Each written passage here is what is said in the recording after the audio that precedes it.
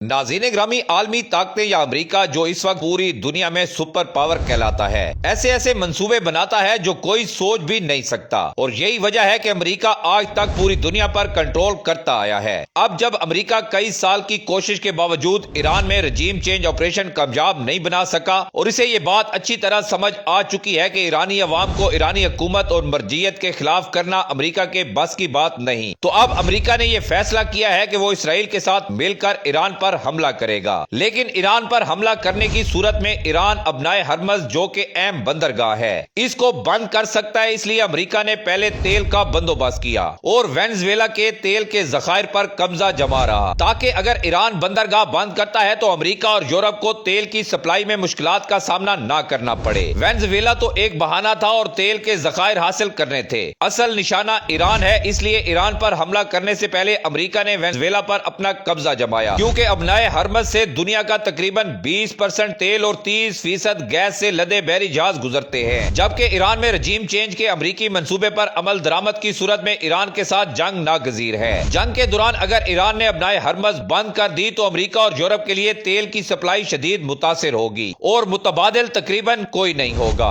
अमरीका का वेनेजुएला पर फौजी ऑपरेशन, सदर का अगवा और दुनिया के सबसे बड़े तेल के जखायर पर कब्जा कुछ भी अचानक नहीं हुआ, निशाना ईरान है, ताकि अगर अपनाए हरमज बंद हो तो वेनेजुएला का भारी तेल जो अमेरिका की रिफाइनरीज के लिए निहायत मौजू है, मुतबादिल बन सके। जंग की सूरत में अमेरिका, यूरोप और इसराइल को तेल की सप्लाई न रुके। ये स्ट्रेटेजिक प्लान ईरान को इराक, शाम और लीबिया की तरह टुकड़े टुकड़े करने के लिए बनाया गया है। लेकिन दूसरी जानिब ईरान ने भी वाज़े ऐलान किया है कि वो किसी सूरत पीछे नहीं हटेंगे और मुकम्मल तैयारी कर चुके हैं। अमेरिका के तमाम अड्डे ईरान के निशाने पर हैं और ईरान ने भी तबले जंग बजा दिया है।